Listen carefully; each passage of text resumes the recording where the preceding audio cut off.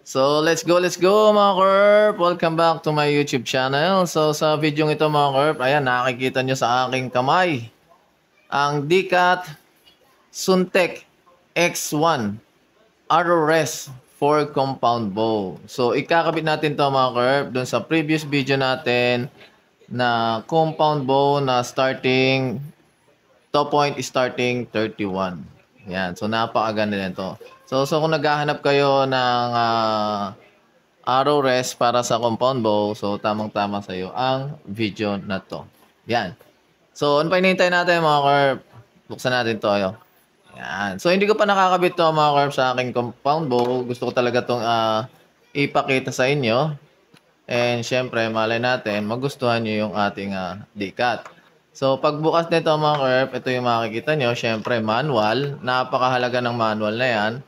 So, basahin nyo muna yung manual bago nyo ikabit yung inyong arrow rest sa inyong compound bow. Nandyan lahat ng information tungkol sa arrow rest na to.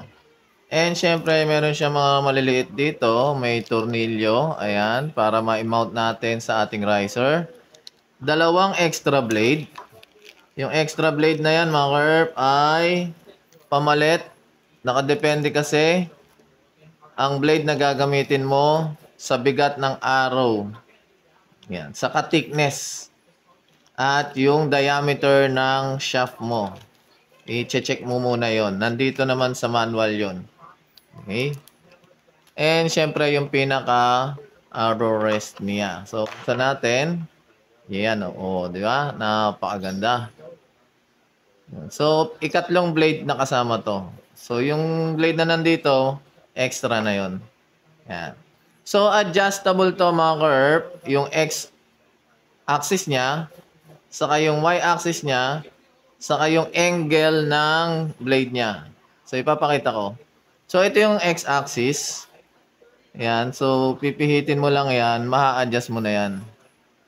Yan, nakikita niyo ba? Na-adjust. Nagbabago na siya. Yan. So, ibabalik ko lang para makita nyo na talagang nag-a-adjust siya. So, yun yung X-axis.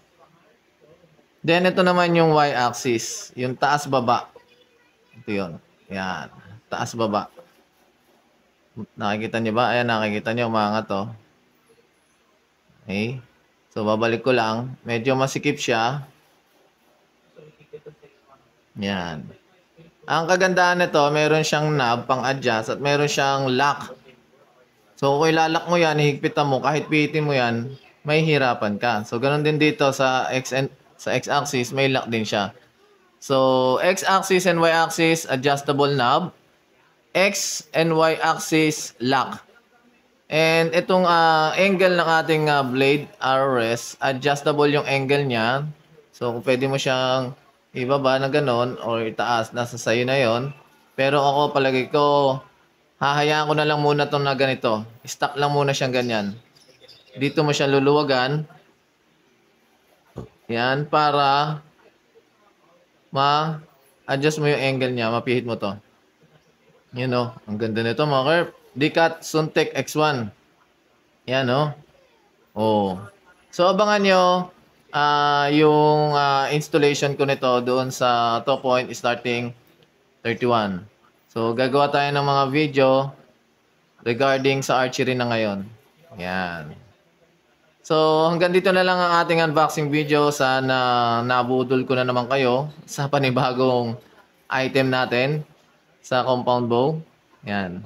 So, kung may mga katanungan kayo, especially sa archery, huwag kalimutang mag-comment lang sa baba. Pipilitin natin hanggang sa makakaya natin na sagutin ang inyong katanungan. Siyempre, huwag kalimutan pindutin ang subscribe button. So, hanggang dito na lang. Maraming salamat sa panonood. Kita-kits sa susunod na video. Paalam. Bye-bye.